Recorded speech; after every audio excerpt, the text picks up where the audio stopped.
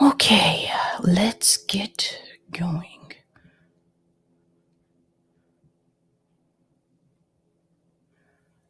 All right, Rockfin, I'm waiting on you. Like, really? Do we have to do this today? Do we have to do this today? Apparently not, because here you go. All right. Doobie-doobie-doo.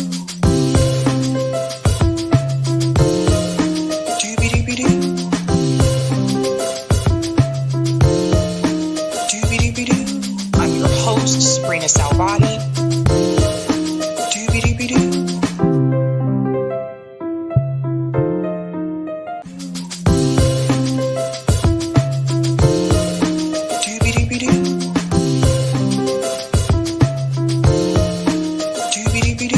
I'm your host, sabrinasalvati.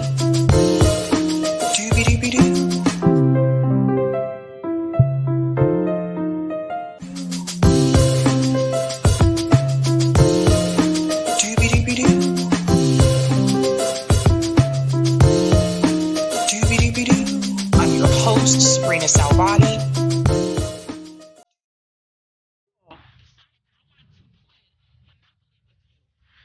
400 rounds.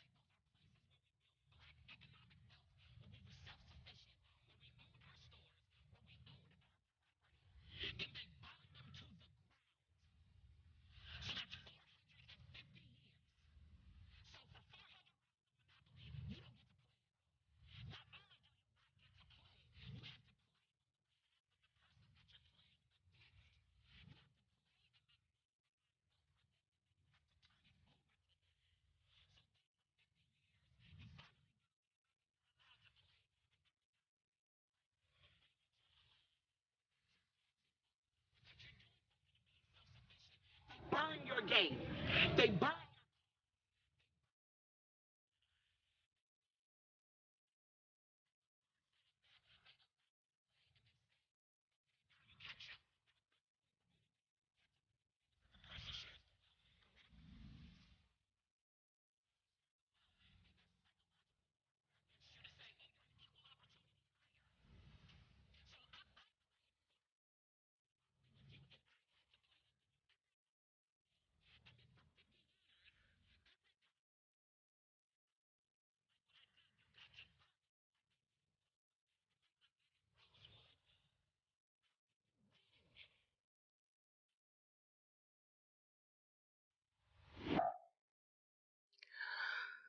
You can't win. The game is fixed.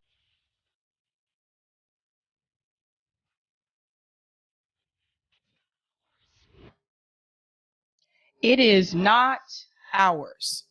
Welcome to Sabs podcast. I'm your host, Sabrina Salvati. If you are new, I want to let you know that Sabs podcast is a part of Revolutionary Blackout Network. You can catch me there on Tuesdays, Thursdays, and Fridays. And you can catch me here on Tuesdays, Thursdays, Fridays, and Sundays. So welcome and shout out to everyone watching on YouTube, Rockfin, and Twitter. I sincerely hope you really took to heart what this woman just said. Because this speech was given after the George Floyd protest. And she was responding to some of the critics who are blaming the looters and the rioters for destroying property. Some of the critics who cared more about property than they did about someone's life. Why is that relevant right now? Because once again, we are hearing that same narrative. Now, I want to go ahead and give out quick shout outs to people in the chat, shout out patrons. We'll go through that thumbnail and then we're going to dive right into this story about Cop City and about the protesters and so much more. So much more. So let's go ahead and give shout outs to people in the Chizat. What's going on? Ashura says, damn, Lucy brought the fire at that town hall. Yes, she did. We're going to talk about that tonight. And I'm so glad someone translated the video so you guys will know exactly what Lucy is saying at that town hall. Shout out to Harry the Hun. Thank you so much for the super chat. Harry says, doobie doobie doo. Greetings, Hannah G says, Sabby with a smile. Shout out to Robin. It's a very Sabby Sunday. Let's do this. That's right. Let's do the damn thing. Shout out to Angela says, greetings, Sabby in chat. Looks like a good group of stories today. Very interested in finding out more about the Cop City protests. We will get into that. Shout out to Captain Obvious says, sup, peeps.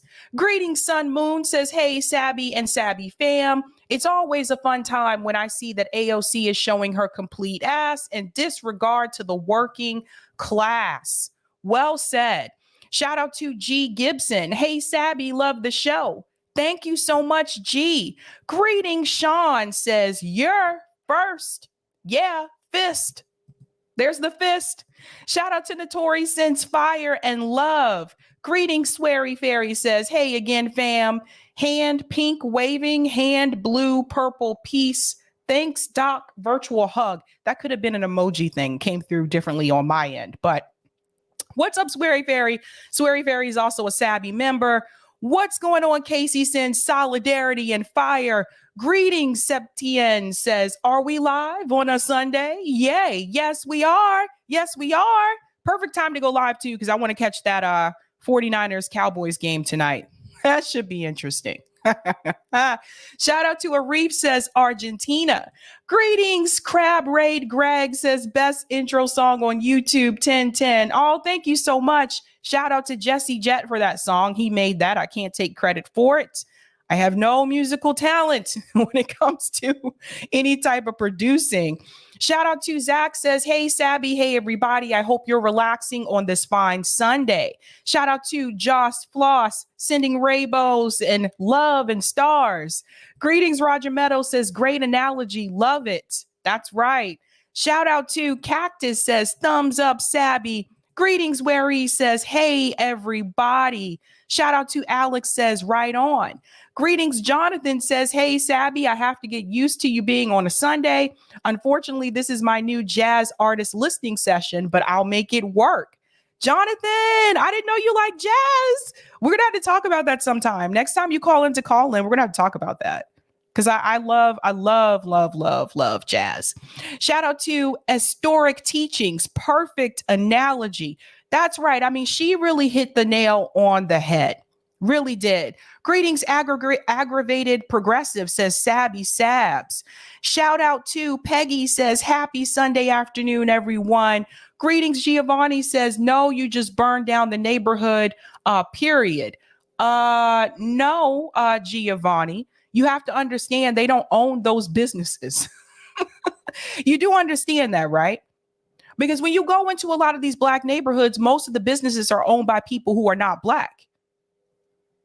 I can see that when I go to my relatives' neighborhoods in Baltimore. Most of the businesses are not owned by Black people. Most of the beauty shops and the hair shops are owned by people who are Asian American. Most of the the restaurants in those neighborhoods are not owned by Black people.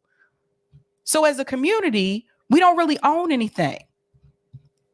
But continue to try to tell me about my own people.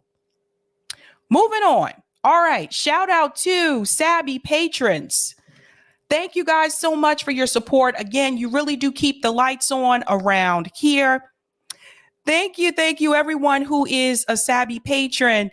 I really do appreciate your support. If you're interested in being a Sabby patron, I have 5 categories: Sabbies, members, Sabsters, Sabinators, and of course, the ultimate. All of their names are listed here. You can also see their names scrolling across the bottom of the screen. You guys doing the damn thing.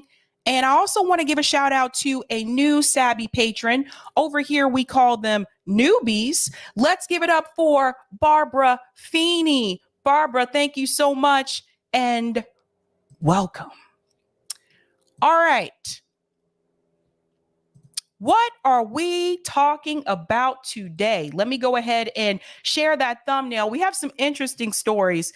So much has happened over the weekend. I was like, look, what am I going to talk about today? I have to pick and choose. All right, today we are discussing AOC confronted at town hall again. That is AOC there on the left. And that is actually Lucy, who you guys know as Blue Moon Red Wine on YouTube. Lucy is also an activist. That is her. And there were other people that confronted AOC at that town hall on Saturday as well. We're going to get into that. We're also going to discuss the Boomerang generation. Now, I have been wanting to discuss this for quite some time, so I'm going to take a little deep dive into this. We're going to do a little bit of a case study about this Boomerang generation and why these adults are moving back home with their parents. That's why I have the but why there at the bottom. And we're also going to discuss the Cop City protest, and we'll finish up with 3 more of those ballot initiatives for Louisiana. Okay, let's go ahead and get into it. Let's get into it. So if you have not been paying attention to mainstream media or independent media, you may not know what's happening right now in Atlanta. So there is a new facility, a $90 million facility, also referred to as Cop City, that has been built in Atlanta, actually in a forest, a public forest. So there are activists and protesters that are protesting this facility. But what is this facility for? This facility is a cop training facility. And this is something that I warned you guys about probably even a year ago now, that this is what they were going to do. They were going to fund the police, give the police more money so that they can prepare for anything else. They don't want another protest like George Floyd protest again, even though that was the largest demonstration that we've had in this country, in the history of this country. They don't want that to happen again. This is why you have the politicians, both from the Democratic Party and the Republican Party, who want to give the police more money because they want to actually build up the police state. They want to increase it. They want to prevent an uprising from something like that happening again. So you do have activists that have been protesting about this facility. Now, here are some of the pictures now, if you have not seen it, because things got a little heated in Atlanta last night. So this is from Lauren McKenzie. She shared this on Twitter. Atlanta right now, cop car on fire as they try to shut down the Cop City protest. And so I just want to show you a close-up version here of the pictures. Because like I said, things did get a little bit heated. Now you have to wonder what would have caused this to happen? Because in the beginning, the protests were peaceful. They were peaceful protests. But something happened that caused people to behave this way. We're going to get into that in just a second. But I want to show you a little bit more about Cop City. So I want to go ahead and share this clip here. And this is from AJ Plus. So they said the land was stolen from the Muskogee. Then it was a slave plantation. Now the city of Atlanta want to develop it into a massive cop city. So let's go ahead and get into this clip so you can get a little bit of background, and then we'll get to the issue of the protest. We construct barricades to keep police out, police, construction, contracting companies. You hear gunshots all the time because there's a police firing range in this. Yeah, you can hear those shots right there. Occupying this forest is how activists are resisting the construction of a $90 million state-of-the-art police training center protesters call Cop City. The facility will be developed on one of the largest green spaces in Southeast Atlanta, which has a history of oppression. Let's pause here for a second because I want to stress the amount of money. $90 million. You see, the state's response to poverty and crime is to add more police. to ramp up the police state instead of trying to fix the poverty issue. And if you fix that poverty issue, you can decrease the crime rate. Why not take that $90 million and invest it into those poor neighborhoods that are struggling and struggling even more now because of inflation? Why not take $90 million and invest it into those communities? This is the same criticism I had about the MLK statue here in Boston. Now, they spent $10 million on an ugly statue that most people don't even know what it's supposed to be. Instead of taking that $10 million and investing it in the neighborhoods, especially the Black neighborhoods here in Boston that are poor and working class, to help those neighborhoods, instead of doing that, they wasted $10 million on a statue. Now you have a similar situation here. They wasted $90 million on a facility to recruit more officers, to train more police officers, so that they can fight back against the type of uprising that you see happening right now in Atlanta. That's what this is all about. And I've said this before. The police are not there to protect you. They are not there to protect me. A lot of times when police officers come into these Black neighborhoods, they are there to escalate the situation. They harass the citizens of those communities. They're not there to save them. If they were there to save them, we wouldn't have the high crime rates. They're not there to prevent crime. If they were there to prevent crime, we wouldn't have the high crime rates. And we've seen this with multiple shootings. There was just another mass shooting in California the other day. Are the police preventing mass shootings? Did the police prevent this from happening in Uvalde, Texas? No, they cowered for 1 hour before they decided to act. They are ramping up the police state to stop these mass protests. They are ramping up the police state to make people fall in line because they know what is coming. They know the American people are suffering economically because of inflation, but people were suffering before inflation. Let's be real.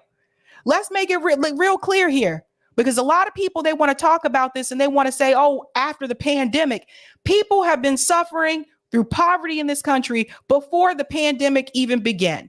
There were tent communities before the pandemic. Now, the pandemic did escalate some of those situations, but I would also argue that the pandemic basically pulled the cover off of those poverty situations, so to speak. But it was always there. Let's go on. All of it. It will be clear cut. They cannot wait. They just want to go in and bulldoze everything and then write the history the way that they want to write it. The fate of the forest is up in the air as the police and forest defenders both refuse to back down. Those people, to me, through their acts, are actually domestic terrorists. Did you hear that? So now he's calling these activists domestic terrorists. Why? Because they want to protect the land? You guys notice like anybody can be called a terrorist now? Well, what is happening here? What is happening here? Listen, the United States government won't even go as far to call someone like Dylan Roof a domestic terrorist. The young little boy who shot those people in the church in Charleston, South Carolina, they wouldn't even go as far as to call him one. But they want to call activists, environmental activists, a domestic terrorist. Now they're starting to demonize activism. Pay close attention, guys, because this is where we are headed in this country. Corporations are pouring millions into this project, financially pressuring politicians to build Cop City. Why did you vote to approve this facility? The corporations again. Here we go. I'm sorry. We have to look at this one more time. To me, through their acts, are actually domestic terrorists. Major corporate. Pause. We're going to go through the list of corporations as well. Corporations are pouring money into this project. That's how this project became to be. Now, why aren't these corporations pouring money into these working class and poor neighborhoods instead? Why aren't those corporations doing that? I'm talking to you, Chick-fil-A. I'm talking to you, Coca-Cola. I'm talking to you, Home Depot. Why aren't they pouring their money into that and trying to help out those people instead of pouring their money into a $90 million cop facility? When I tell you to follow the money, there is a reason for this. The money, if you follow it, it always goes back to the corporations. And they're even trying to get the politicians to be on board with it as well. So you guys see what I'm saying here. This is why I tell you, it doesn't matter who you put in office. If the money is still there, the corporate money is still in politics, we will continue to have this issue. And this is on a local level. So you have to get the corporate money out. They've bought the politicians, and the politicians buy the citizens. So until you do that, nothing is going to change. Let's go on. Corporations are pouring millions into this project, financially pressuring politicians to build Cop City. Why did you vote to approve this facility? Surrounding neighborhoods that are more than 75% Black say their concerns have been silenced. Our opinion doesn't matter. It doesn't count. It's disrespect. And that's what folks who live here ought to be just enraged about. Okay.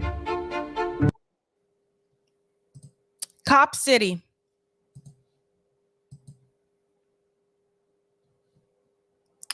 We got to hit back at these corporations, man. We got to hit back at them. Now, here is a list of the donors that have contributed to this project. If you live in Atlanta, Georgia, or if you're just curious, you might want to pay attention to this particular piece. Now, this is coming from Kamal Franklin. He's a co-host for Black Power Media. We're going to show you a clip from him in just a second as well. Cop City Board and Cop City Donor List. Here you go.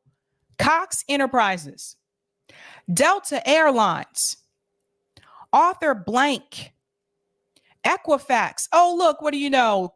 Credit reporting agency. Georgia Power, Coca-Cola Company, Home Depot, the Koch brothers. Of course, they would be a part of it. Chick-fil-A, Black Hall Studios, UPS, Norfolk Southern, the Loudermilk family, Waffle House, and Bank of America. You got the banks. You got investors like the Koch brothers. So you have the elites, you have the banks, and you even have the restaurants. You have transportation on board. Everyone should pay close attention to this. And it's funny as hell that Waffle House happens to be one of them. Because did you know that Waffle House is one of the few employees that actually employs prisoners that are released? That's one of the companies that will hire them, especially those that have a felony, because it's difficult for those who have felonies to get a job. There's that question on the application, right? Have you ever committed a felony? It's very difficult for them to have that happen. So you even got the Waffle House on here. Isn't that crazy? Look, there's more. KPMG, Accenture. It's sad because I know people that work for these companies as well. That's what it's really like struck me in a weird way. I know several of my students went to work for Accenture and KPMG. The Federal Reserve Bank of Atlanta, Ernst & Young, Wells Fargo, another bank. Guys, do you see the problem? The banks are on board with it. So when I tell you, it's really not about attacking whether someone's on the right or the left, that it is really about attacking these corporations. This is exactly what I'm talking about. Because do you think the CEOs of these corporations were like, wait a minute, let's see if UPS CEO is a Democrat or Republican, and then I'll decide whether or not I'm going to donate to this project? Do you think Coca-Cola company CEO is saying, let me see and wait if the CEO of Wells Fargo is a Democrat or Republican, and then I'm going to decide if I'll donate to this project? Hell no. Corporations have each other's back. Corporate money and corporate interests. And you can bet your bottom dollar, them investing this money into this project, there is something in it for them.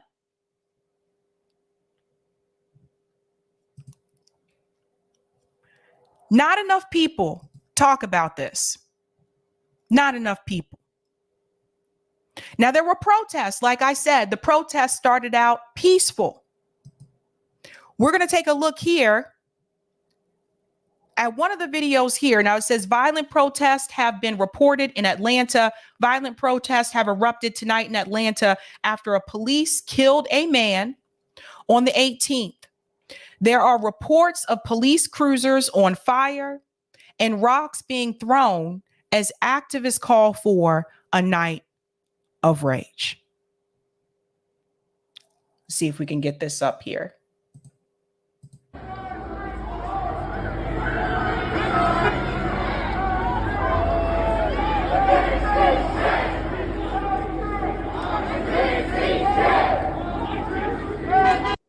Something I want to point out, this sign here. This sign right here that they're carrying where it says they can't kill us all. Do you know where that comes from? Or at least where I remember where it came from. There's a song by a Georgia rapper named Bubba Sparks. And in that song, the song is called Ugly. In the song, he says, don't worry about the law. Oh, he says they can't arrest us all. Don't worry about the law. They can't arrest us all. So that is what that phrase there reminds me of. And again, he's a Georgia rapper.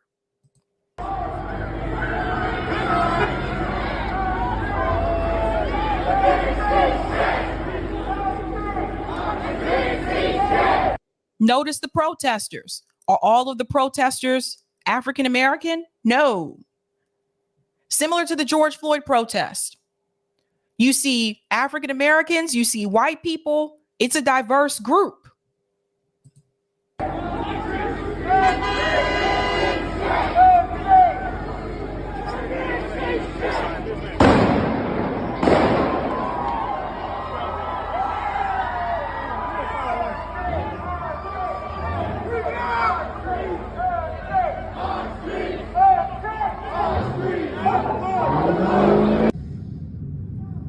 And here's an aerial view here.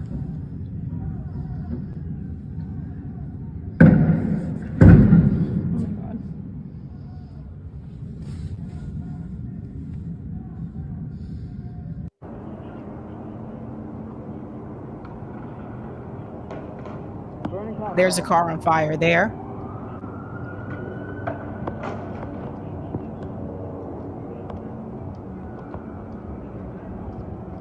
Does this remind you of anything? This reminds me of the George Floyd protest. People have had enough. People have had enough, ladies and gentlemen. Fire. Yeah, we should back up. Back up, everybody. Where those shots are from the car.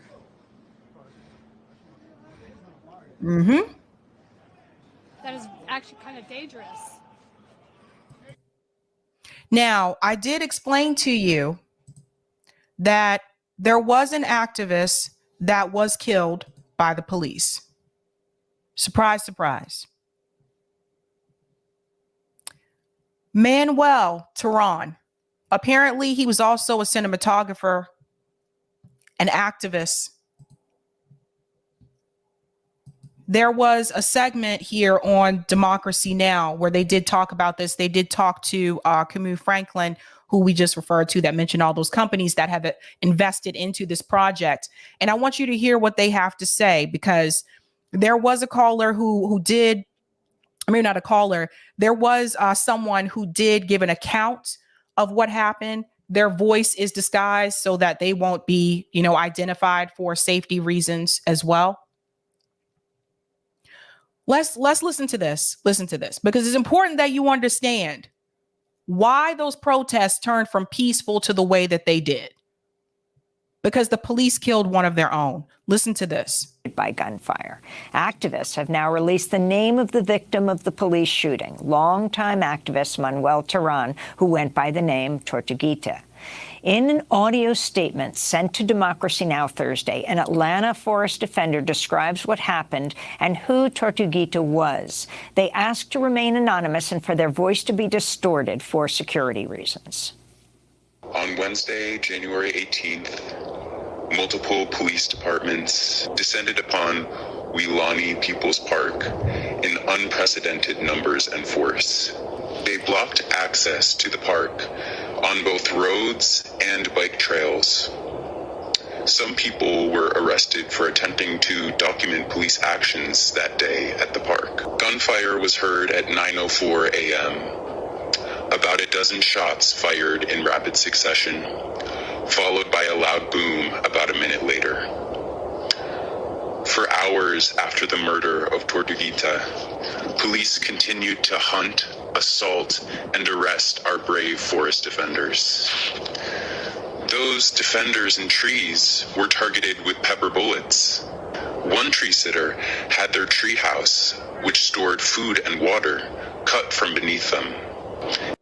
This is something similar that happened during the George Floyd protest, too. There were some police officers that took activists' food and water away from them in a way, I guess, to kind of starve them out or to make them dehydrated so that they'll go away. So there were some activists that were apparently in the tree houses. They had built their own tree houses to protect the forest.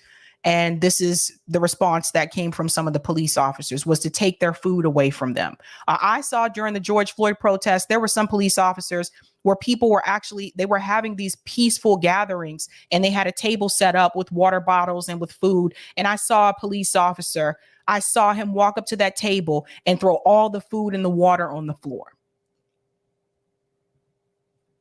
Those people weren't hurting anybody.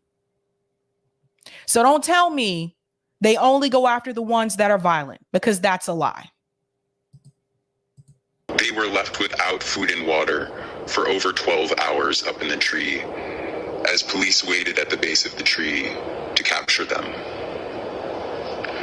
This same tree sitter continued to stay in their tree until the next morning when they were arrested.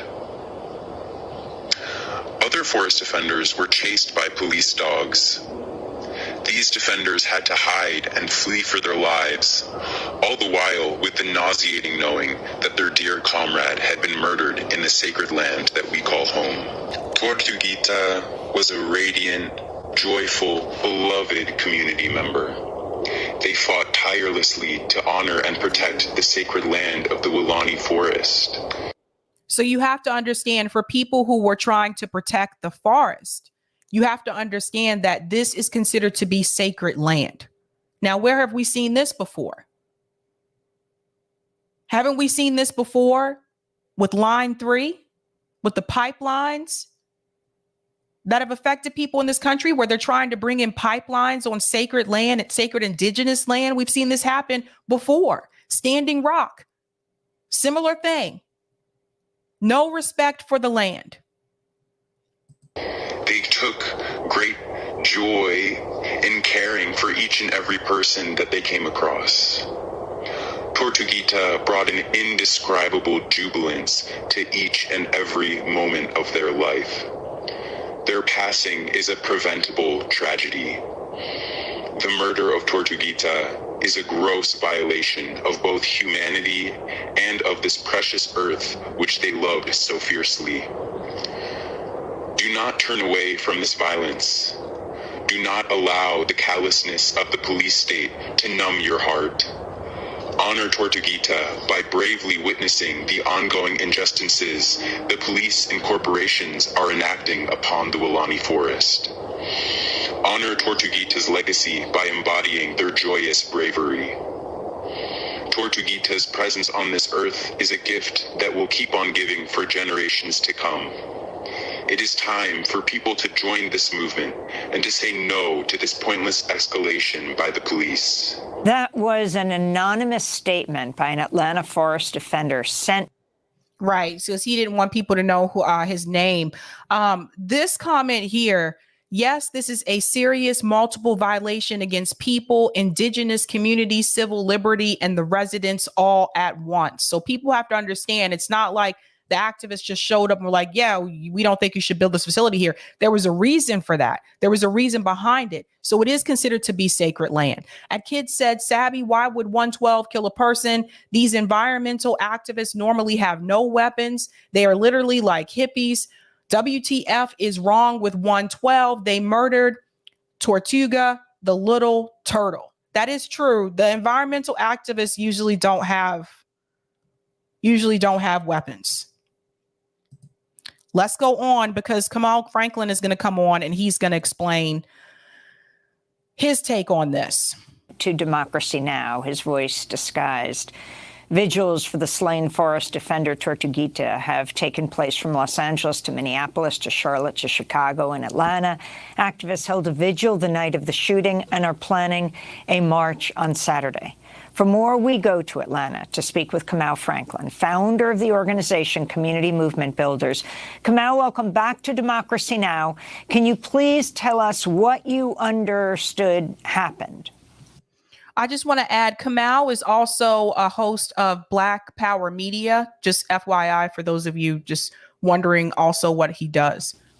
Well, we have very little information on what took place besides what your earlier recording just said, that the only version of events that's really been released to the public has been the police version, the police narrative, which we should say the corporate media has ran away with.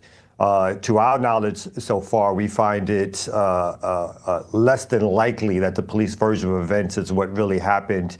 The idea that he was sitting in a tent and fired out of the tent at basically a SWAT team, DeKalb County Police, Atlanta Police, and Georgia State Troopers who were there in great numbers to do the raid that they conducted in the park. Let's add this piece here. So basically what he's trying to inform you of is, let's just remember the only account that we have is the police department's account. So what have I told you guys about that before? How many times have the police department issued a statement and then here we go, weeks, months down the road, we realize, oh, guess what? They lied. The police department isn't going to tell on themselves. The police are going to protect the police department and they're going to protect the union as well. So that is one thing to keep in mind. But the fact that they're saying that this guy, an environmental activist, just decided to fire on all of those officers. Really? Do you guys really believe that? Do you really believe that? How many times have the police officer's story been false? What about the narrative the police department gave about George Floyd? What about the narrative the police department gave about Breonna Taylor? No, it's not until we see the body cam footage that we realize, oh, wait a minute, they didn't tell the truth. So you always have to keep that in mind. They are not going to tell on themselves. The police department isn't going to be like, oh, yeah, by the way, we showed up there and we decided we didn't like the activists, so we just decided to shoot at them. Come on. And the idea is that this person shot and then they fired back. As the little intel that we have, residents said that they heard a blast of gunshots all at once, not one blast and then a return of fire. Also, there's been no other information released. We don't know how many times this young person was hit with bullets. We don't know the areas in which this person was hit. We don't know if this is potentially a friendly fire incident. All we know is what the version of the police have given. And that's why we're calling for an independent investigation, not one that's done by the Georgia Bureau of Investigation, not one that's done by any federal authority, but a complete independent investigation, because that's the only way we're going to know what really happened. But oftentimes these police departments investigate themselves. And the fact that that was ever even allowed, that just tells you how flawed our justice system is in this country. It should be external. It should come from the outside and it should be 100% independent. If you don't believe me, watch the documentary if it's still on Netflix. Watch the documentary on Netflix called Making a Murderer. And whether you believe that he's guilty or not, if you just watch the first season, you can see how the police department investigating themselves obviously caused a lot of problems. Right now, based on what we do know, we cannot say anything except that this is probably a political assassination. This is something that could have been prevented. There was no reason for them to take the tactics that they did in terms of going into the forest with weapons in hand, with pepper spray, with live ammunition to go shoot forest defenders who were engaging in civil disobedience and direct action politics. Kamau Franklin, can we step back and talk about what Cop City, proposed Cop City is and why people are encamped there? Cop City is an idea that came after the 2020 uprisings by the city of Atlanta, the Atlanta Police Department, and the Atlanta Foundation, Atlanta Police Foundation. Notice what he just said. The idea came about after the uprising in 2020. This is exactly what I was trying to tell you. They're trying to make sure it does not happen again. The idea basically is that they want to develop a militarized police base that's right next to a black and brown working class community. And by building this space, they want to cut down over 100 acres of forest. They want to develop an area where there's a room for explosives testing, over 12 firing ranges, a place where there's a Black Hawk helicopter landing pad, a training center for them to practice crowd control. We should also mention that they are engaged in international training with the Israeli police. You heard that? Did you hear that? All these people are connected, you guys. They want to practice crowd control. Now, why would they want to practice crowd control? Because they don't want people to come out and protest again. That's why. They're all connected, though. And so we think this project really is the beginning of a militarized police base here in Atlanta, which will be the largest facility of its kind in the country.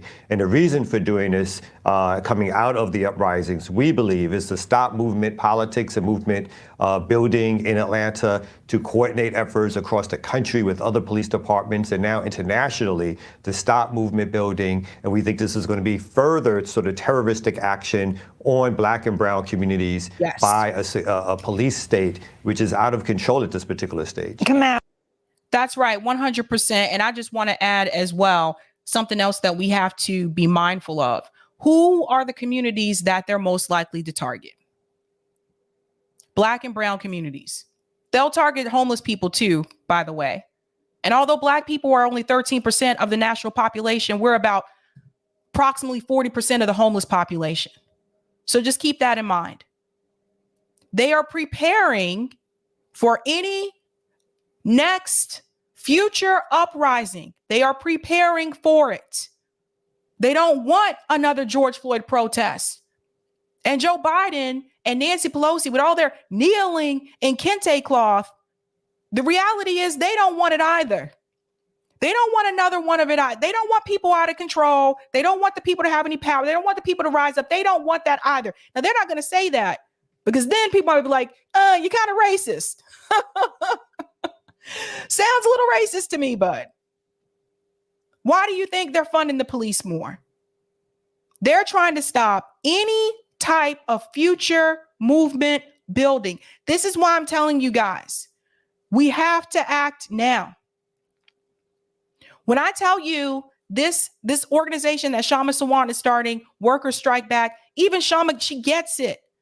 She understands this is not going to be won on the electoral level. We have to actually mobilize the working class people. We have to mobilize poor people in this country to fight back against the elites. And that includes the police state, because the police state protects the elites. They don't protect us.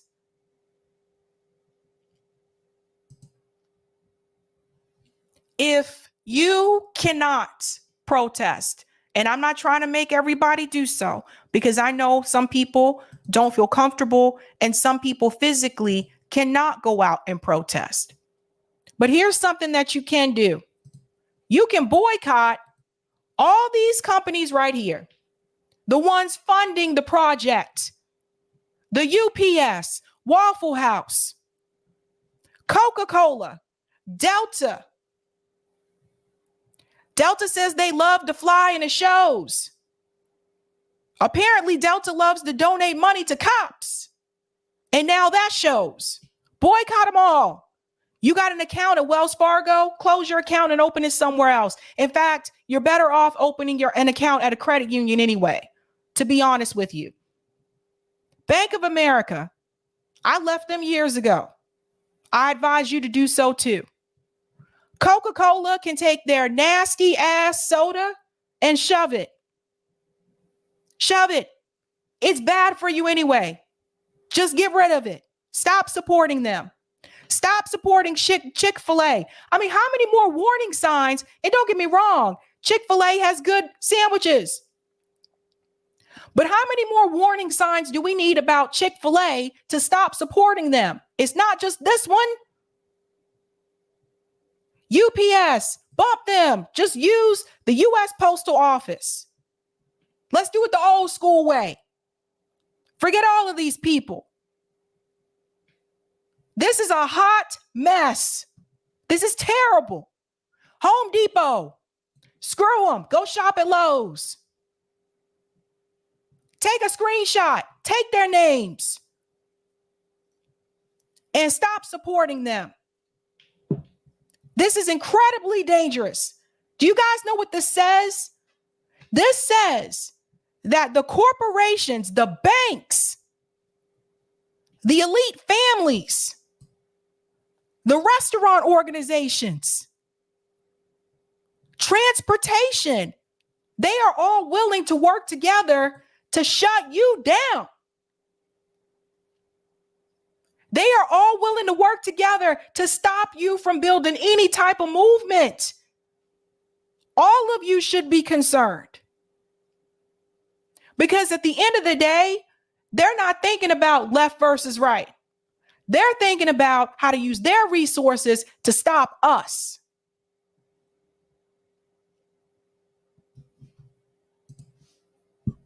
So the next time when someone comes to you and they say that you should not participate in a march, if there are people who are going to be a part of that march that are in a different political ideology than you, you tell them shove it, because these corporations have no problem working with other corporations, regardless of their political ideology. They're not even thinking about it. When it comes time to shut down the people who are working class and the people who are poor, they have no problem working together. Eric, I'll take that comment on Rockfin. When I tell you it's a class war, they're all against us, all of them. Thank you for the tip on Rockfin, Roger. Hey, yo, we say no, corporations gotta go. Replace them with co-ops, y'all. Charter public banks to suck the power away from big banks and ensuring community banks and credit unions to get them on our side. Yes, guys, I'm serious when I tell you, you really should be, if you have credit unions near you, you really should be investing in a credit. You should have your account at a credit bank instead of Bank of America. You should have it at a credit union where the owners come from the community. Pass right of first refusal laws to transfer ownership to workers, mandating corporations make an offer to the workers to purchase the company once they grow beyond a certain threshold. Before they outsource out of the state, automate, sell to, or merge with another company, file for bankruptcy, go public, or even after they've gone public, to purchase the company and restructure it into a worker co-op. If they've shown to have a record of egregious and abusive behavior at putting the public trust, environment, workers, and consumers at risk, then the government rips ownership away and gives it to the workers. Form government agencies that provide counseling, tax resources, a voice in government, government contracting, consultation, education, training, financing, research, all to make it easier to form business cooperatives from scratch or to aid in the conversion process. When purchasing from the owner of a corporation, when applying right of refusal, first refusal law. You do this and you end poverty and you remove what cops protect, the corporation. As my man Sergio would say, one and done.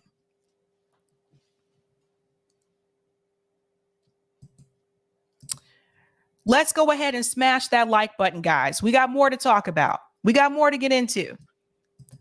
But hit that button because it helps me with the algo. Thank you for the super chat, Roger. 92 million in Atlanta taxes or Georgia taxes, Sab? I am not sure. I have to look that up. Thanks for that question, though. Thank you for the super chat, Zach. The police are not focused on actual crime at all. No, they spend more time at Dunkin' Donuts than they do actually trying to stop criminals. Come on. Come on. The Oracle at Delphi says they see it coming. JB, Sabby, remember when I showed that the National Association of Realtors gave big bucks to Congressman Loudermilk? I just talked about that today. There you go. You got to see where the money's coming from. George says they can't kill us all in Wellesley Lowry's memoir, compiled from the Washington Post reporter's messy notes, which aspires to tell the story of Ferguson, Missouri, where in August 201 of the blank, blank, blank, etc. Thank you. JB says a riot is the language of the unheard. That's from Dr. Martin Luther King Jr. Ed Kid said, Sabby, why would they? Oh, I read that one already. Sorry. Thank you for the super chat, Yonina. The move bombing taught us absolutely nothing. And Ashura says, Sabby Sabs, Bank of America steal people money out of their accounts for no reason. Yeah, Bank of America has a lot of fees. That's one of the reasons why I left them. Fees and customer service. And I'm all about that customer service, son. All right. We're going into the next story. Now, this is about the Boomerang generation. Some of you may be a part of that right now. I was a part of the Boomerang generation, meaning I was one of those people that graduated from college and ended up moving back home with my parents for a year or so to save up money and then get my own place. But people are having to stay home with mom and dad longer than a year or so these days. So we're going to do a little quick case study into the Boomerang generation to find out why this is happening. So Yahoo Finance, they talked about this. I'm going to do this article, and I actually want to show you a clip about this as well. If you're not familiar with Dave Ramsey has a show on YouTube. I think he also has a radio show. He talks a lot about the economy and finance. Now, there are some things that Dave Ramsey says that I think can work really well. And then there are times when Dave Ramsey makes statements where I feel like he's really out of touch with current generations and what's going on economically for a lot of us that are millennials and Gen Z and actually even Gen X. So Dave Ramsey said, Mama can't protect you. Dave Ramsey has a blunt message for young adults who live with their parents. 3 things you need to do to get ahead and get your own place. So it says that more young adults are choosing to live at home with their parents, but many of them are using what they are saving on rent to splurge on designer handbags and expensive jewelry instead. Okay. Morgan Stanley analysts say that young adults have more room in their budget for discretionary spending and are helping to drive a boom in the luxury goods industry. Now, I will say people who I know that are in this situation are not spending their money on designer handbags and are not buying jewelry. Some of you might be in the chat. It goes on to say Americans are paying nearly 40% more on home insurance compared to 12 years ago. Better than NFTs, you don't have to be ultra rich to own a piece of a Pablo Picasso. Hold on to your money. Jeff Bezos says you might want to rethink buying a new automobile, refrigerator, or whatever. Personal finance author and radio host Dave Ramsey criticized the thread on The Ramsey Show, calling it a train wreck. So let me get this straight. You live in your mama's basement. You got a Coach purse. Here's what's going to happen. You cannot avoid life. It's coming for your butt. Mama can't protect you. Let's say something about the purses for just a second. Dave Ramsey may not be aware, and yes, there may be some people who are doing this, but what I think, Dave Ramsey's probably not buying designer purses unless he's buying it for like his wife or something, right? But Dave Ramsey may not be aware of is that nowadays you can get a designer handbag not from the designer. Okay. You can get a Coach purse, a Louis Vuitton purse, a Kate Spade purse. You can get those purses on Poshmark for a lot cheaper. Sweary Fairy says, I have a designer bag from the Goodwill. Exactly. See, this is how you shop smart. You can get these designer handbags from Marshalls, TJ Maxx, maybe not Louis Vuitton, but you can get the Kate Spade ones there. And you can get Coach handbags there. So just because you see someone with a designer handbag, that doesn't mean they paid full price for that purse. Just keep that in mind. Whether you're an adult living with your parents or you have kids who haven't left the nest, these simple rules can help if the family home is starting to feel a little bit crowded. Why are young adults still living at home? Almost half of young adults age 18 to 29 are living with their parents, the highest level since 1940, according to the US Census. But why are they having to do that? Let's see. When I graduated college, we were heading into another economic crisis at that time. In my field, people weren't hiring. I had several interviews, not hiring. And what do I mean by that? Have you ever gone on the job interview and then they call you back and say they've decided not to fill the position? Situations like that. Don't have the funds. Short on the money. Why else may people be in that situation? The job market, inflation, and the industries have changed. And when I say that the industries have changed, let me tell you what I mean. The major that you chose when you were a freshman, by the time you may have graduated college, it may just be so that that industry is not booming the way that it was when you chose that major. This happens to a lot of people. I told you guys, when I went to undergrad, I majored in broadcast journalism and English. By the time I graduated college, guess who was not trying to hire people? Local news stations, PR agencies, because I could do either with my major, communication fields. They weren't trying to hire people. We were in an economic crisis. Those industries, usually during that time, they don't have the money to hire people for those fields. So the people who got in either stayed in or they were laid off. These things happen. Maybe I didn't pick the best major, but I've seen this happen to people who picked majors that I actually thought were going to be pretty profitable for them. Think about the people who did major in economics or majored in finance, and then they graduated during the time where the housing crisis started. And all those people were being laid off on Wall Street.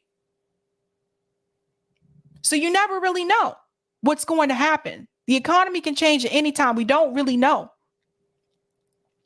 Not to mention, you have to consider AI. Some of these jobs have been phased out because of AI. So some of these positions where you need to fill people, and I'm going to go ahead and give you a warning about the tech industry as well. The tech industry is another one where if I were you, I would not get too comfortable, especially considering Google and Microsoft and Facebook just announced they're laying off thousands of people. A lot of people choosing to go to these coding boot camps. That's nice. But even with you guys, I would not get comfortable because they're already talking about plans for AI to be able to code so they don't have to hire people to do coding. So I don't like it when people like Dave Ramsey try to blame all the ownership of this on the young people. Those kids did what they were told to do by their guidance counselors when they were in high school, and for some of them by their parents as well. Go to college so you can get a good job so you won't have to struggle financially. Those kids were basically sold a failed dream. Let's go back in. Multi-generational living has been steady across, how did they phrase this? Multi-generational living, I think they forgot the H. Multi-generational living has been steadily increasing over the past 5 decades. Although the economic repercussions of the pandemic put a spotlight on the trend, with many adults boomeranging back home. So they're called the boomerang generation because they left the nest and then they return back home, coming back at you just like a boomerang. So again, even the article points out this has been increasing over the past 5 decades. So I don't want people to assume it all happened because of the pandemic.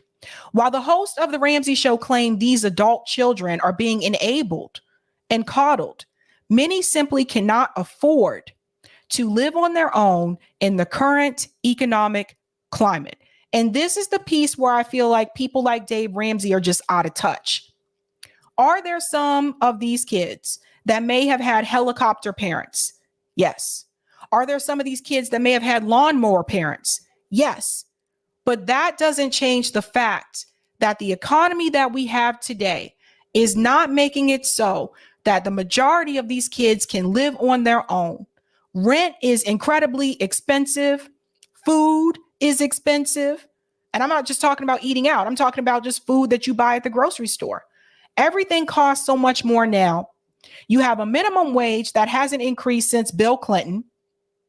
So for the most part, or actually Obama. Was it Obama? Hasn't increased since Obama, I think. Still, the federal minimum wage, $7.25 an hour. And so what are these kids supposed to do? So that's something I want you to keep in mind.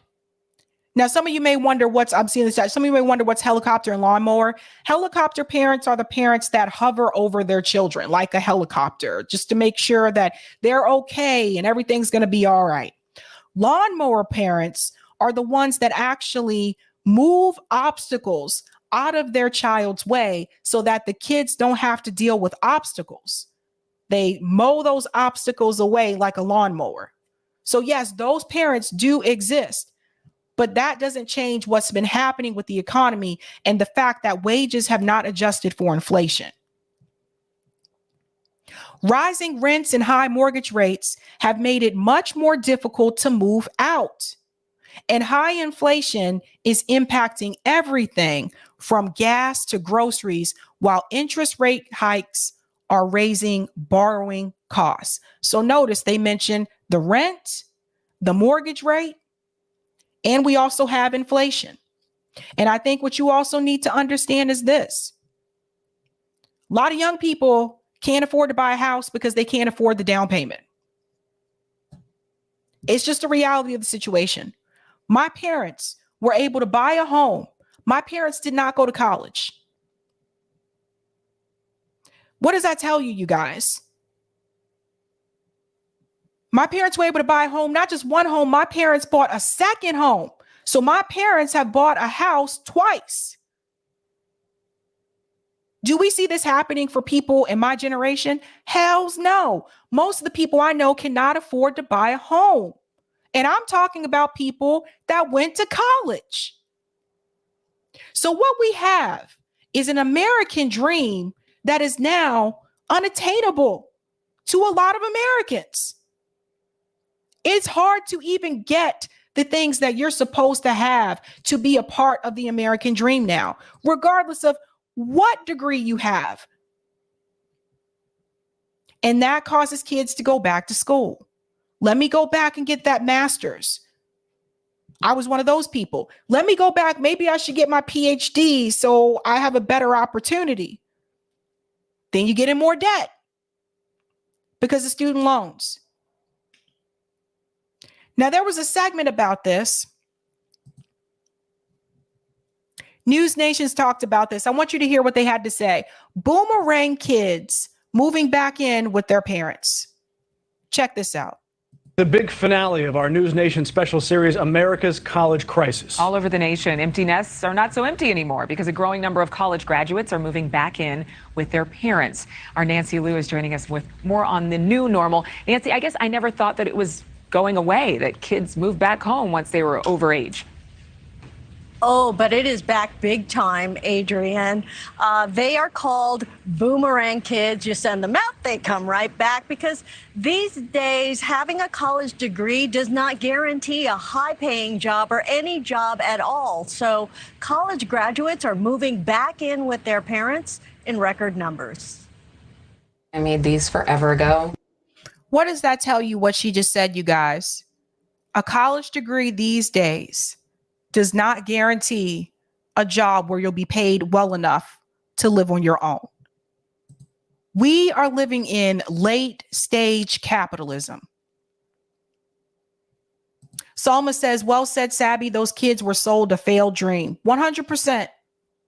100%. Hell, honestly, looking back on things, you would have been better off. Now you have to like doing this job, but you would have been better off going to community college for 2 years and becoming a dental hygienist.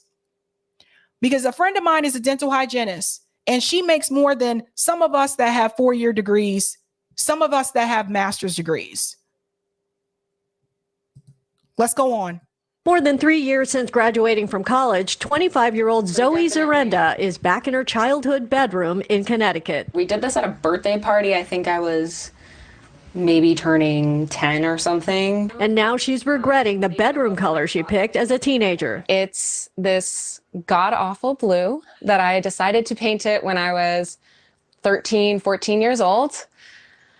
Never would have. This pink carpet has been here since they moved in when I was in my mom's stomach. This wasn't the plan, working remotely from her parents' home. But Zoe has student loan debt and makes less than $55,000 a year working for a pharmaceutical company.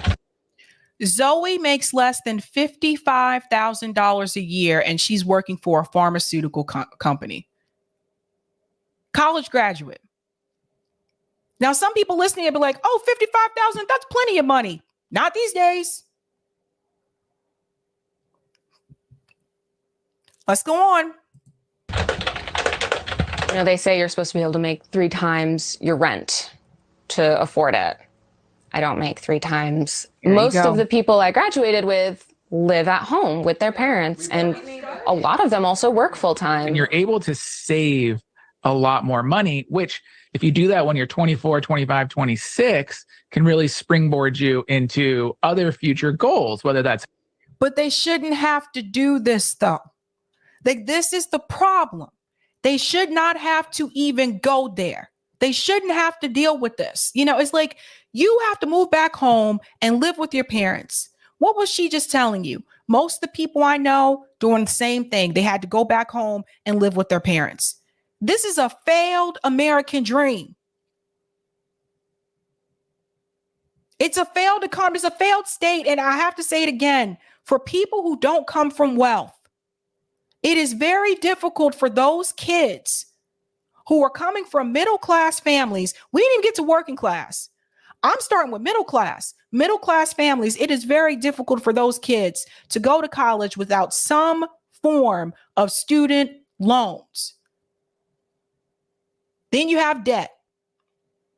Then the companies don't want to pay college-educated kids what they should be paid, especially when you account for inflation today. They don't even want to pay them.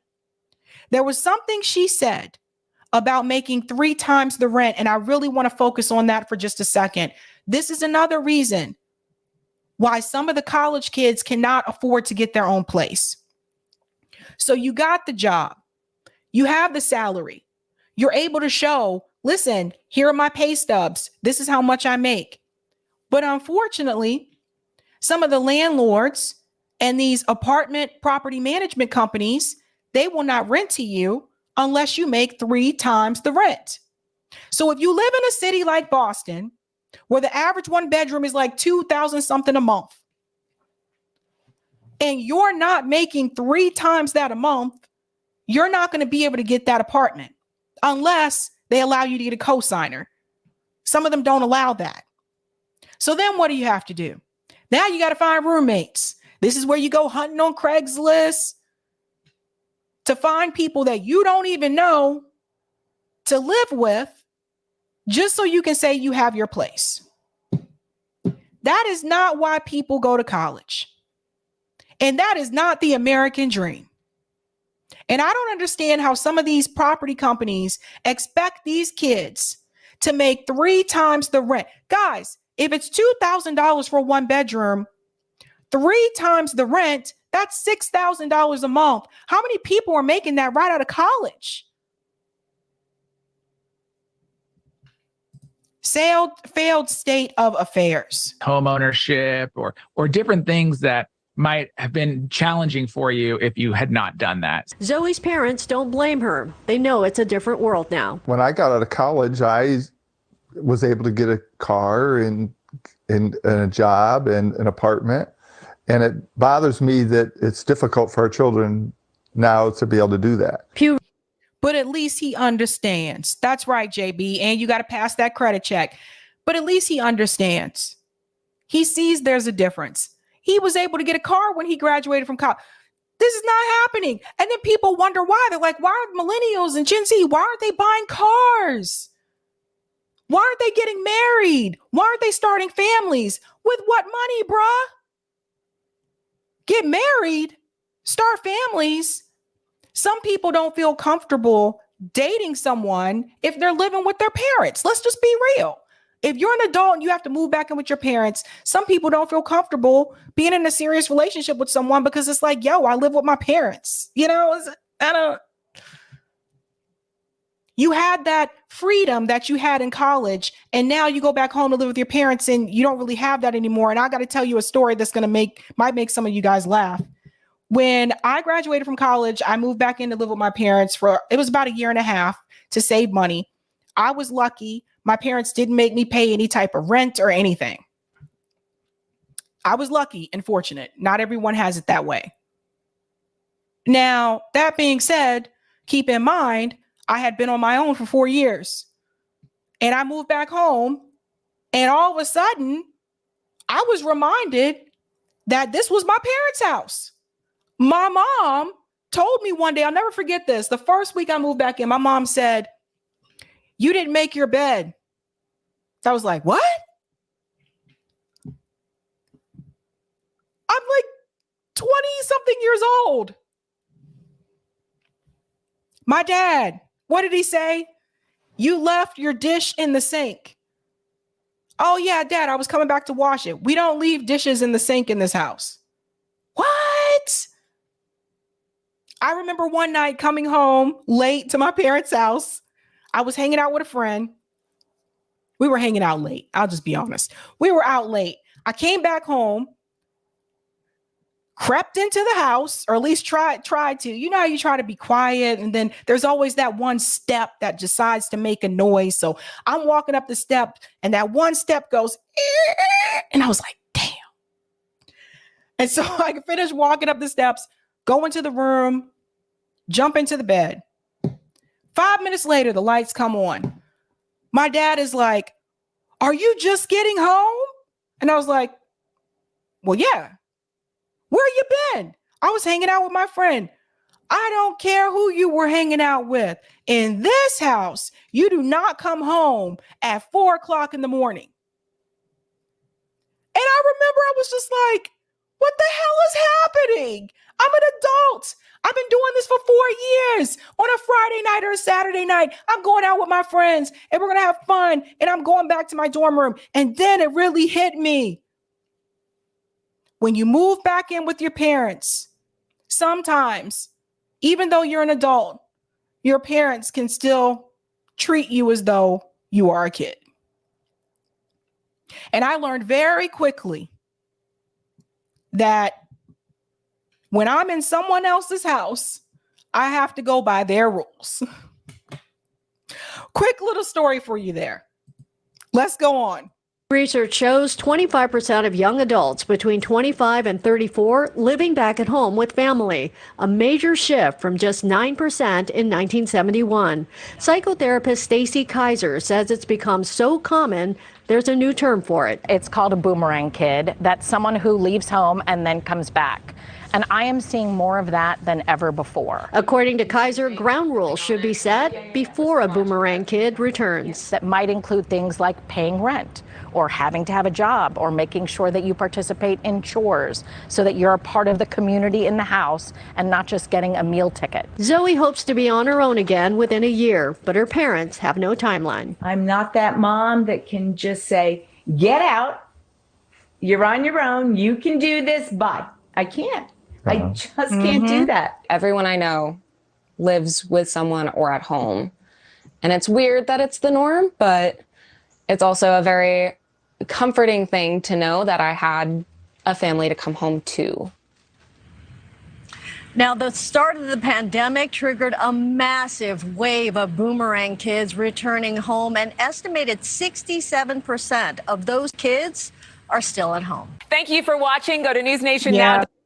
Yeah, it's definitely a situation. JB says, try bringing someone back to your place and the walls are thin.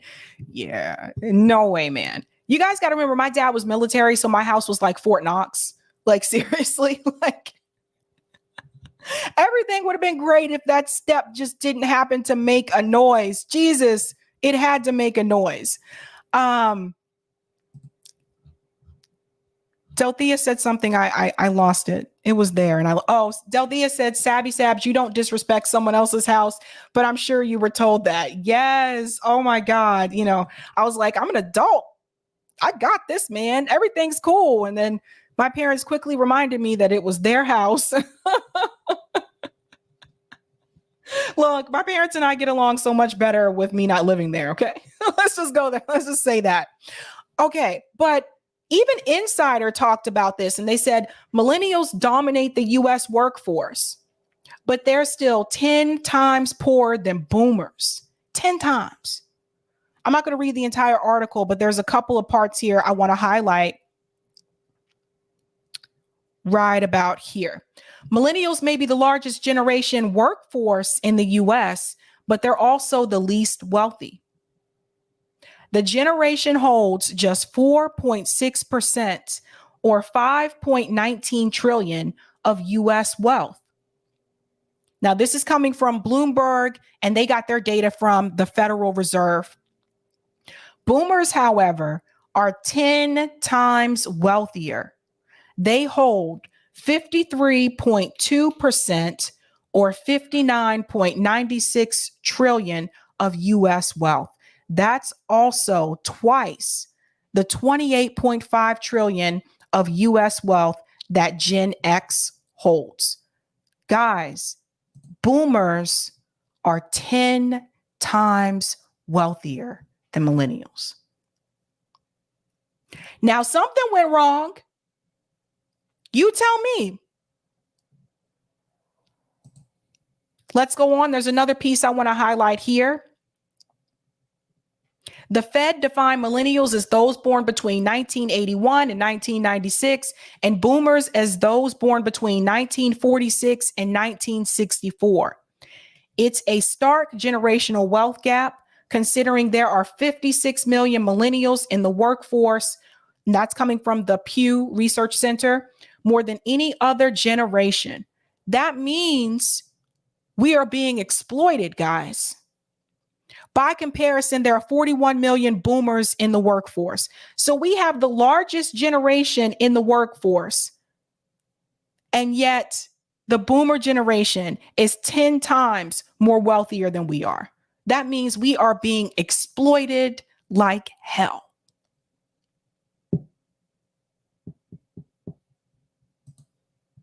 The wealth gap is partially explained by the fact that boomers are older, so they've had more time to accumulate wealth. Millennials haven't yet reached their peak earning years, and the youngest are still earning entry-level salaries. I disagree with this.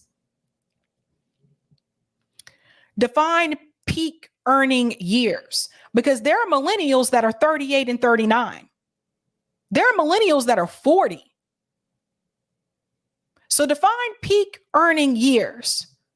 I know people in their late 40s still have to have roommates. So I disagree with that. Yes, the boomers have, they are older. So yeah, they've had more time, but that doesn't negate what that young woman's father said in that clip about the fact that he was able to buy a car when he graduated from college. So again, so something changed. These wages haven't adjusted for inflation. That's part of it. There's a movie called Failure to Launch. I don't know if you guys have ever seen it. It's a romantic comedy. Matthew McConaughey's in it. I love Matthew McConaughey. I think he's just so, I don't know. I'm usually not attracted to guys with the Southern accent, but for some reason with Matthew McConaughey, like his accent is a little bit different. It's like it's Southern. It has a little bit of twang to it, but it's a different kind of twang. Anyway, getting to the point. So Matthew McConaughey is in this movie called Failure to Launch. I actually like that movie. That movie talks about another category of adults that live with their parents. These aren't the adults that moved away and came back like the Boomerang generation. These are the adults that never left their parents' house. And he was one of those people in the movie. And I think what's important, if you haven't seen the movie, watch the movie, because at the end, there's actually like a 3-minute segment where they talk to people who are actually a part of that failure to launch category and why they never moved out of their parents' house, right? And so I think what's important to note here about people not leaving their parents, I've always wanted to get out of my parents' house. I told you that place was like Fort Knox. But anyway, one of the things that his character says in the movie, there was a tragedy that happened with him, but at the same time, it's like home meant comfort to him. His mom did his laundry, folded his clothes, always cooked the meals and things like that. And then it was the risk of leaving that, right? And it wasn't that financially he couldn't do it. But like he said, mom and dad kind of took care of everything, and he didn't want to let that go. And for some people, there's that factor as well. But what was interesting to me about that movie is that it was made fun of, it was mocked, right? Because in American culture, that's not considered, I don't know, attractive to not leave your parents' house, right? But when you look at other cultures, that's actually not unusual. When you look at some of the other cultures, it's not unusual for an adult not to leave their parents' house until they get married. And I've talked to people like this, and even some, like a friend of mine's from India, she even told me, like back home, like even after getting married, it wasn't unusual for the entire family to live together. So why is it looked down upon in the United States? Why is it looked down upon? I think part of it is because the US has this individualistic culture. You know, the Olive Garden says, when you're here, you're family. In the US, when you're here, you're on your own. It just is what it is. There's this mindset here that in the US, you get your own and you get it for you. We don't really operate together as a community. But if you talk to people that live in other countries, it's the exact opposite, that you would never leave your community. You would never just abandon the home. That if you make money, your money is your family's money. So you're all working together. But in the US, it's looked down upon. She's Black said there's nothing wrong living with your parents. There was a song by TLC called No Scrubs. And TLC said in that song, if you live at home with your mother, I'm talking to you. If you're sitting on the passenger side of your best friend's ride, I'm talking to you.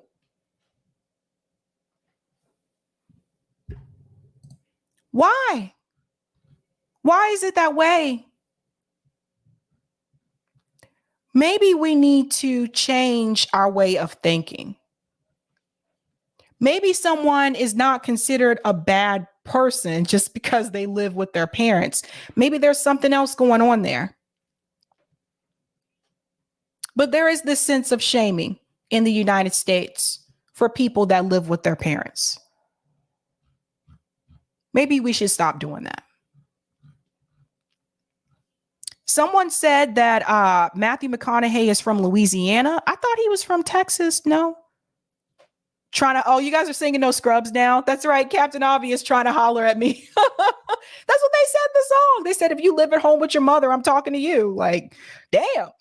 Looking back on it now, like if you were in that situation, if you were one of those guys that was living at home with your mom, let's just say you were one of those guys that graduated from college and you moved back in and you were trying to save up money. TLC was like, nah. Leroy says capitalism loves promoting that hyper individualism. There you go. Miguel says TLC was doing capitalist propaganda. They were like, you are a scrub. Sitting on the passenger side of your best friend's ride. We're not trying to have none of that. Okay. All right. I'll take those comments on Rockfin, Eric. Thank you for the tip on Rockfin, Dave. Was that 10 million in taxpayer money on the terrible statue? And let me say that Sabs has been killing it lately, riding with joyful sword of justice, helping the poor and taking down the crooks. Oh, thank you so much, Dave. I don't know where the money came from. I hope it didn't come from taxpayers. That's a good question, though. Thank you for the tip, Roger. Moving back home, I'm pretty sure your sisters must have loved that one, Sabrina. I'm imagining you coming in like a drill sergeant, barking orders, move over. Big sis is back in town. The bully is back. No, give up that room. Give up that space over there. That thing you've been rocking right over there. Mine. Take that off too. They must have hated you. LOL. Is it just me? Or are women very territorial? Jokes. My sister did take my books. I don't know what that was about, though. I was like, what happened to all my books? She took the books. Thanks for this tip as well. Sergeant Sabby showing up at the door with a drill sergeant hat and a whistle in her mouth. Sisters hear the whistle like, oh, damn, she's back. Hide the weed since she hates it. Jokes, man, jokes. I kid. As Roxanne Shante said in Green Eggs and Ham with Biz Marquis, now don't you go and get excited. And thanks for this tip as well. No, Sabby, women don't feel comfortable dating a dude who lives at home. We, on the other hand, don't mind. We see that as rescue. Your sisters put your parents up to that to get you out. They were like, we don't need 2 drill sergeants in the house. Love your family stories. Also, here's a little history of how we got here. If you can put in the chat so people can peep it later. If you can help me with that, Eric, that'd be great. Going to go to these comments and then we'll go to our next story. JB says, a lot of us were told to get into information tech and now Microsoft just fired 10,000 people. Yep. Thanks for this super chat, Roger. Boomers conned you, then blame you for falling for it. JB says, yep, I'm 38 and will never be able to buy a home. My mom is 71 and never could afford to buy a home. This is the reality for a lot of people.